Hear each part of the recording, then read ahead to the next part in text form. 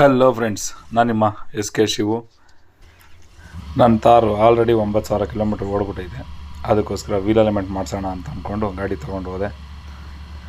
ನಾರ್ಮಲಾಗಿ ಓಡಾಡೋ ಗಾಡಿಗೆ ವೀಲ್ ಅಲೈನ್ಮೆಂಟ್ ಬೇಕು. ಇನ್ನು ಈ ಥರ ಆಫ್ ರೋಡಿಂಗು ಡ್ರಿಫ್ಟೆಲ್ಲ ಹೊಡೆದ್ರೆ ಕಂಪಲ್ಸರಿ ವೀಲ್ ಅಲೈನ್ಮೆಂಟ್ ಮಾಡಿಸ್ಲೇಬೇಕು.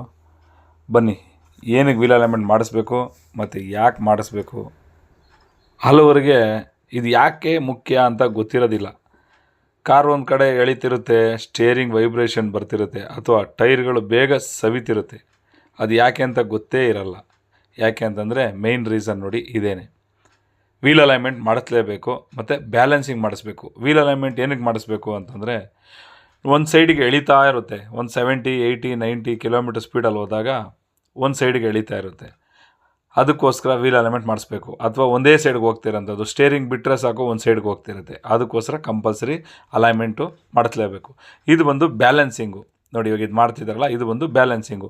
ಒಂದು ವೀಲ್ನ ಏನಿದೆ ಅದನ್ನು ರಿಮೂವ್ ಮಾಡಿ ಆ ಮಿಷಿನ್ಗೆ ಹಾಕಿ ಅದನ್ನು ಚೆಕ್ ಮಾಡ್ತಾರೆ. ಅಂದರೆ ಯಾವ ಕಡೆ ತೂಕ ಜಾಸ್ತಿ ಇದೆ, ತೂಕ ಕಡಿಮೆ ಇದೆ, ಟೈರ್ ಸೌದಿರುತ್ತೆ, ಸೌದಿರಲ್ಲ. ನೋಡಿ, ಇವಾಗ ತೋರಿಸ್ತಾ ಇದೆ ನೋಡಿ, ಆ ಥರ ನೋಡಿ, ಅದರಲ್ಲಿ ಆ ಮಿಷಿನಲ್ಲಿ ತೋರಿಸುತ್ತೆ ನಮಗೆ. ಆವಾಗ ಅದನ್ನು ಅವ್ರು ಬ್ಯಾಲೆನ್ಸ್ ಮಾಡೋದಕ್ಕೋಸ್ಕರನೇ ಒಂದು ತೂಕ ಹಾಕ್ತಾರೆ. ಅಂದರೆ ಸೈಡಲ್ಲಿ ಒಂದು ಕ್ಲಿಪ್ ಥರ ಒಂದು ಅಂಟಿಸ್ತಾರೆ. ಅದಕ್ಕೆ ಮ್ಯಾಗ್ ವೀಲ್ಗೆ ಅಂದರೆ ಅಂಟಿಸ್ತಾರೆ. ಅದೇ ನಿಮಗೆ ರಿಮ್ ವೀಲು ಅಂತಂದರೆ ಅದು ಸೈಡಲ್ಲಿ ಒಂದು ಹೊಡಿತಾರೆ, ಆ ಪಿನ್ ಅದಕ್ಕೆ ಜಾಯಿನ್ ಮಾಡ್ತಾರೆ. ಆ ಥರ ಮಾಡಿದಾಗ ನಿಮಗೆ ಅದು ಬ್ಯಾಲೆನ್ಸ್ ಆಗಿ ಟೋಟಲಿ ಎರಡೂ ಕಡೆ ಈಕ್ವಲ್ ಆಗಿ 0 ಅಂತ ಬರುತ್ತೆ. ನೋಡಿ, ನಿಮಗೆ ಆ ಮಿಷಿನಲ್ಲಿ ತೋರಿಸ್ತಾರೆ. ಆ ಥರ 0 ಅಂತ ಬಂದಾಗ ವೀಲು ಬ್ಯಾಲೆನ್ಸ್ ಆಗಿದೆ ಅಂತ ಅರ್ಥ. ಈ ಥರ ಮಾಡಿಸಿದಾಗ ನಿಮಗೆ ಯಾವುದೇ ಥರ ವೈಬ್ರೇಷನ್ ಇರಲ್ಲ. ಒಂದು 70, 80, 90 ಕಿಲೋಮೀಟರ್ ಸ್ಪೀಡಲ್ಲಿ ಹೈವೇಲಿ ಹೋದಾಗ ಟೈಯರು ಅಥವಾ ಸ್ಟೇರಿಂಗ್ ಇರಬಹುದು, ನಿಮಗೆ ಶೇಕಿಂಗ್ ಬರ್ತಿರುತ್ತೆ. ಆ ಶೇಕಿಂಗ್ ಬರೋದಿಲ್ಲ. ಅದಕ್ಕೋಸ್ಕರನೇ ನಾವು ಇದನ್ನು ಮಾಡಿಸೋಂಥದ್ದು. ಅಕಸ್ಮಾತ್ ಮಾಡಿಸಿಲ್ಲ ಅಂದರೆ ಏನಾಗುತ್ತೆ? ಮಾಡಿಸಿಲ್ಲ ಅಂದರೆ ಏನೂ ಇಲ್ಲ, ನಿಮಗೆ ಓಡಿಸ್ಬೇಕಾದ್ರೆ ಕಂಫರ್ಟ್ ಇರಲ್ಲ ಒಂದು.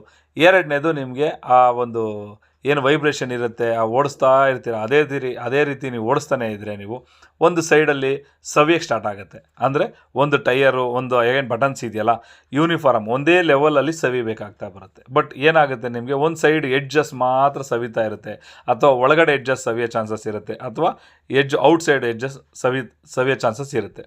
ಹಾಗಾಗಿ ಇದನ್ನು ನೀವು ಮಾಡಿಸಿದ್ರೆ ಎವ್ರಿ 5,000 ಕಿಲೋಮೀಟರ್ಸ್, ನನ್ನ ಪ್ರಕಾರ ಅವರು ನಿಮಗೆ ಸಜೆಸ್ಟ್ ಮಾಡೋದು 10,000ವರೆಗೂ. ಬಟ್ ಇವತ್ತೊಂದು 500 ರುಪೀಸ್ಗೆ ನಾವು ಅದನ್ನು ಯೋಚನೆ ಮಾಡೋಕ್ಕೆ ಹೋದಾಗ ನಮಗೆ ಆ ಟೈಯರ್ ಕಾಸ್ಟ್ ಏನಿರುತ್ತೆ, ಫಾರ್ ಎಕ್ಸಾಂಪಲ್ ಒಂದು 5,000 ಇರಬಹುದು ಒಂದು ಟೈರು. ಇವಾಗ ಈ ಗಾಡಿಗೆಲ್ಲ 10,000 ರೂಪಾಯಿ ಆಗುತ್ತೆ. ನೀವು 500ರಿಂದ 1,000 ರೂಪಾಯಿಗೆ ನೋಡೋಕ್ಕೆ ಹೋದಾಗ ನಮಗೆ 5ರಿಂದ 10,000 ರೂಪಾಯಿ ಒಂದು ಟೈರು.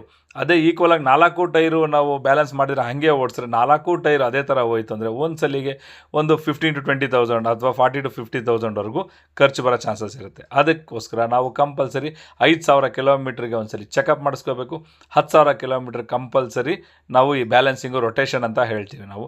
ಈ ವೀಲ್ಗಳನ್ನು ಹಿಂದೆ ಅಥವಾ ಮುಂದೆ ಒಂದು ಕಡೆ ಸೌದಿರುತ್ತೆ. ಇನ್ ಕೇಸ್ ಏನಾದ್ರು ಸೌದಿತ್ತು ಅಂದಾಗ ಅದನ್ನು ಹಿಂದೆ ಮುಂದೆ ಅದನ್ನು ಅಲೈನ್ ಮಾಡಿ ಕಳಿಸ್ತಾರೆ ನಮಗೆ. ಆ ಥರ ಮಾಡಿಸ್ಕೊಂಡು ನಾವು ಕಂಪಲ್ಸರಿ 5,000 ಕಿಲೋಮೀಟ್ರಿಗೆ ಮತ್ತು 10,000 ಕಿಲೋಮೀಟ್ರಿಗೆ ಕಂಪಲ್ಸರಿ ಚೆಕಪ್ ಮಾಡಿಸ್ಕೊತಾ ಹೋದರೆ ನಮಗೆ ಟೈಯರ್ ಲೈಫ್ ಬಂದು ತುಂಬ ಚೆನ್ನಾಗಿರುತ್ತೆ. ಮ್ಯಾಕ್ಸಿಮಮ್ ನಾವು ಎಷ್ಟುವರೆಗೂ ಅದನ್ನು ಓಡಿಸ್ಬೋದು ಅಲ್ಲಿವರೆಗೂ ಓಡಿಸ್ಬೋದು. ಅದಕ್ಕೋಸ್ಕರ ನಾವು ಕಂಪಲ್ಸರಿ ನಾವು ಈ ವೀಲ್ ಅಲೈನ್ಮೆಂಟು ಮತ್ತು ಬ್ಯಾಲೆನ್ಸಿಂಗು ಕಂಪಲ್ಸರಿ ಮಾಡಬೇಕಾಗತ್ತೆ. ಬನ್ನಿ ನೋಡೋಣ. ನೋಡಿ, ನಾನು ಹೇಳೋದ್ನಲ್ಲ ನಿಮಗೆ, ನೋಡಿ ಅಂಟಿಸ್ತಾ ಇದ್ದಾರೆ. ಇದು ಮ್ಯಾಗ್ ವೀಲ್ಗೆ ಕಂಪಲ್ಸರಿ ಈ ಥರ ಮಾಡ್ತಾರೆ. ಅದೇ ನೀವು ಏನಾದರೂ ರಿಮ್ ಇರುವಂಥ ವೀಲ್ ಕ್ಯಾಪ್ಸ್ ಯೂಸ್ ಮಾಡಿರ್ತೀರಲ್ಲ, ಆ ಥರ ಮ್ಯಾಗ್ ವೀಲ್ ಅಲ್ಲದಿರ ರಿಮ್ ಇರುವಂತಹ ಒಂದು ವೀಲ್ ಆದರೆ ಅದಕ್ಕೆ ನಿಮಗೆ ಆ ಸೈಡಲ್ಲಿ ಒಂದು ಪಿನ್ ಥರ ಇಟ್ಟಿದ್ದಾರೆ ನೋಡಿ, ಅದನ್ನು ಅದಕ್ಕೆ ಜಾಯಿನ್ ಮಾಡ್ತಾರೆ. ಅಂದರೆ ಇಟ್ಟು ಹೊಡಿತಾರೆ, ಅದು ಬಂದು ಕ್ಲಿಪ್ ಥರ ಅಂಟ್ಕೊಳ್ಳುತ್ತೆ ಅದಕ್ಕೆ. ಆ ಥರ ಮಾಡಿಸಿದಾಗ ನಿಮಗೆ ಲೈಫು ಎಕ್ಸ್ಟೆಂಡ್ ಆಗುತ್ತೆ ನಿಮಗೆ. ಹಾಗೆ ಮತ್ತೊಂದು ರೀತಿ, ಈ 4 ಚಕ್ರಗಳನ್ನು ಟೈಯರ್ ರೊಟೇಷನ್ ಅಂತ ಹೇಳ್ತಾರೆ. ಆವಾಗ ಹಿಂದೆ ಮುಂದೆ ಮತ್ತು ಎಕ್ಸ್ ಶೇಪಲ್ಲಿ ಯಾವ ರೀತಿ ಬೇಕಾದರೂ ಅದನ್ನು ಚೇಂಜಸ್ ಮಾಡ್ತಾರೆ. ಹಿಂದೆ ಮುಂದೆ ಏನಕ್ಕೆ ಮಾಡ್ತಾರೆ ಅಂತಂದರೆ, ಒಂದು ಸೌದಿರುತ್ತೆ, ಒಂದು ಸೌದಿರಲ್ಲ. ಒಂದು ಟೈರ್ ಇನ್ ಕೇಸ್ ಸೌದಿದ್ರೆ ಅದನ್ನು ಹಿಂದಕ್ಕೆ ಹಾಕ್ತಾರೆ. ಚೆನ್ನಾಗಿರೋ ಟೈರು ಅಂದರೆ ಬಟನ್ಸ್ ಜಾಸ್ತಿ ಇರುವಂಥ ಟೈರ್ನ ಮುಂದಕ್ಕೆ ಹಾಕ್ತಾರೆ. ಯಾಕೆಂದರೆ ಫ್ರಂಟ್ ವೀಲು ಸ್ಟೇರಿಂಗ್ ಇರುತ್ತೆ. ಹಾಗಾಗಿ ಕಂಪಲ್ಸರಿ ಜಾಸ್ತಿ ಫ್ರಂಟ್ ವೀಲೇ ಜಾಸ್ತಿ ಸವಿಯೋ ಚಾನ್ಸಸ್ ಇರುತ್ತೆ. ಯಾಕಂದರೆ ಇಂಜಿನ್ ತೂಕನ ಮುಂದೆ ಇರುತ್ತೆ. ಹಾಗಾಗಿ ಮುಂದೆ ಚೆನ್ನಾಗಿರುವಂಥ ಟೈರ್ನ ಆದಷ್ಟು ಹಾಕೋದಕ್ಕೆ ಪ್ರಯತ್ನ ಪಡ್ತಾರೆ. ಹೀಗಾಗಿ ನೀವು ಅದನ್ನೆಲ್ಲ ಮಾಡಿಸಿದ್ರೆ ನಿಮಗೆ ಲೈಫ್ ಜಾಸ್ತಿ ಇರುತ್ತೆ ಟೈರ್ದು. ನೋಡಿ, ಇದೇ ವೀಲ್ ಅಲೈನ್ಮೆಂಟ್ ಮಾಡುವಂಥದ್ದು. ನೋಡಿ, ಈ ಮಿಷಿನ್ ಇಟ್ಕೊಂಡೇ ವೀಲ್ ಅಲೈನ್ಮೆಂಟ್ನ ಚೆಕ್ ಮಾಡ್ತಾರೆ.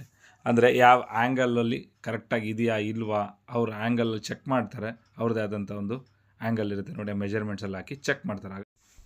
ನಿಮ್ಮ ಹತ್ರನೂ ಒಂದು ಕಾರ್ ಇತ್ತು ಅಂದರೆ ದಯವಿಟ್ಟು ಕಂಪಲ್ಸರಿ ನೀವು ವೀಲ್ ಅಲೈನ್ಮೆಂಟು 5,000ದಿಂದ 10,000 ಕಿಲೋಮೀಟ್ರ್ ಒಳಗಡೆ ಮಾಡಿಸ್ಕೊಳ್ಳಿ. ಈ ವಿಡಿಯೋ ನಿಮ್ಗೆ ಇಷ್ಟ ಆಗಿದೆ ಅಂತ ಅನ್ಕೋತೀನಿ. ದಯವಿಟ್ಟು ಲೈಕ್ ಮಾಡಿ, ಶೇರ್ ಮಾಡಿ, ಕಮೆಂಟ್ ಮಾಡಿ, ಸಬ್ಸ್ಕ್ರೈಬ್ ಮಾಡೋದು ಮಾತ್ರ ಮರಿಬೇಡಿ. ಧನ್ಯವಾದಗಳೊಂದಿಗೆ ನಿಮ್ಮ ಪ್ರೀತಿಯ SK ಶಿವು.